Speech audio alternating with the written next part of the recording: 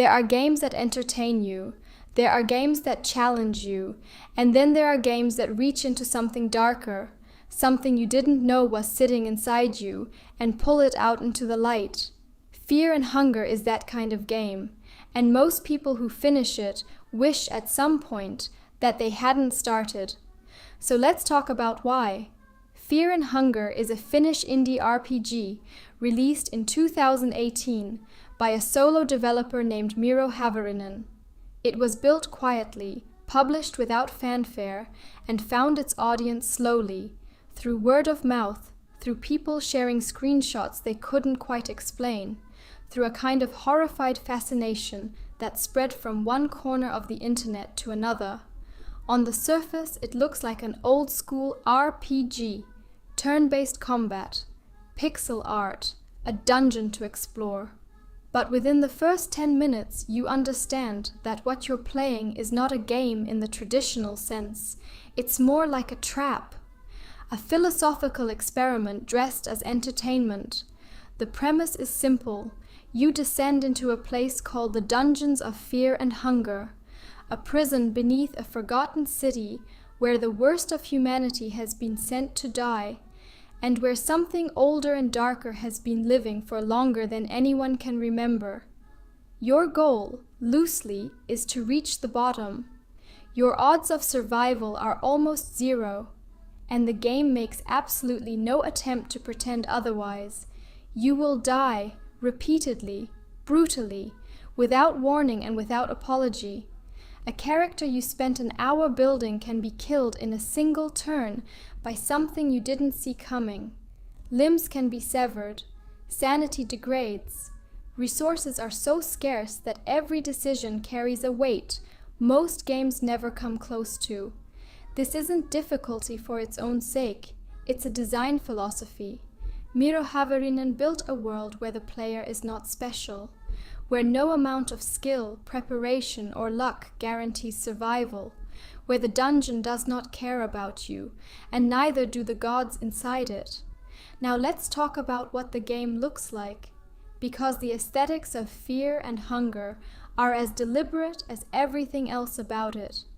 The visual style pulls from 3 places simultaneously: medieval European horror, Japanese body horror manga, and the kind of dark fantasy that exists in the space between Berserk and Silent Hill. The pixel art is detailed enough to be disturbing without being photorealistic. It lets your imagination fill in the gaps, which is almost always worse than anything the screen could show directly. The color palette is mostly gray, brown, and black, broken occasionally by the red of blood or the sickly yellow of torchlight in a corridor that goes nowhere good. The music shifts between silence and deeply unsettling ambient noise, sounds that feel like they're coming from slightly the wrong direction. And then there are the enemies, which are not just monsters. They are philosophical statements made flesh, twisted, broken things that were once human, transformed by prolonged exposure to the dungeon's gods into something that raises an uncomfortable question. At what point does a person stop being a person? And what does it mean for something to be alive without being human anymore? That question sits at the center of the game's philosophy, and it connects directly to the major ideas Fear and Hunger is working with. The first is nihilism, not the trendy social media version, but the real thing. The idea that the universe has no inherent meaning, no moral structure, no reward system for good behavior. In Fear and Hunger, this is not a talking point. It's the physics of the world. Good people die just as easily as bad ones. Cruelty is often more efficient than kindness. The gods that exist in this world are not interested in justice or love or redemption. They are interested in power, in consumption, in the continuation of cycles that have nothing to do with human well-being.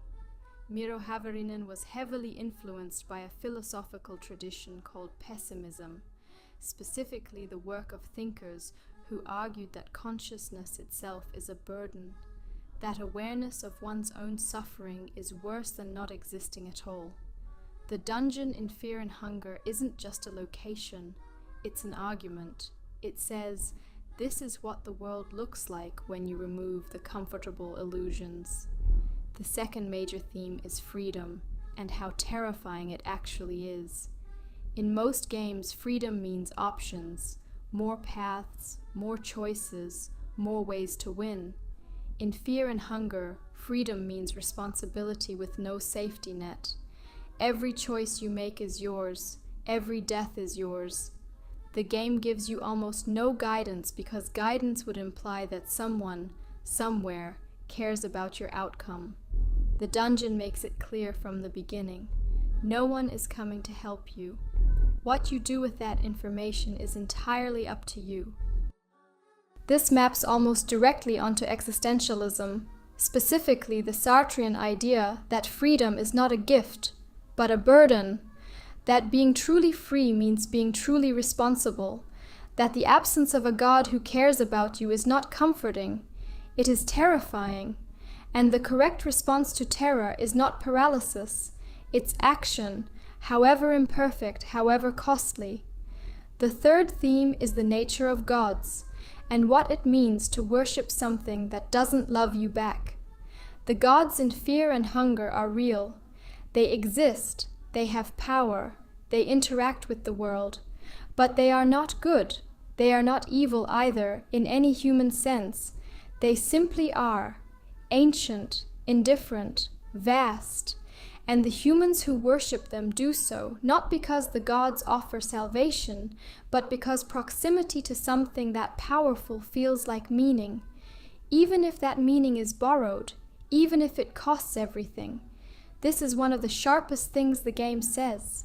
Not that religion is wrong, but that the human need for something larger than ourselves is so deep, so fundamental, that we will attach it to things that will consume us, because the alternative is accepting that there is nothing larger than ourselves, and some people would rather be destroyed by a god than live in a world without one. So what was MIRO HAVERINEN actually trying to say? He said in interviews that Fear and Hunger came from a personal place, from a period of his life where the world felt genuinely hostile and meaningless, and where he wanted to make something that reflected that feeling without softening it, not as a message of despair, but as an act of honesty. The game is not saying, life is meaningless, so give up. It's saying, life is genuinely difficult, in ways most entertainment refuses to acknowledge. And there is something valuable, something almost necessary, about sitting inside that difficulty instead of running from it, about building a game where you cannot skip the hard parts, where every moment of survival feels earned, not because the game rewarded you, but because it tried, sincerely, to stop you. There's a reason Fear and Hunger has the following it does, not despite its darkness, but because of it. In a world of polished, comfort-optimized entertainment, it is one of the few things that treats its audience as people who can handle the truth. And the truth, according to this game, is this.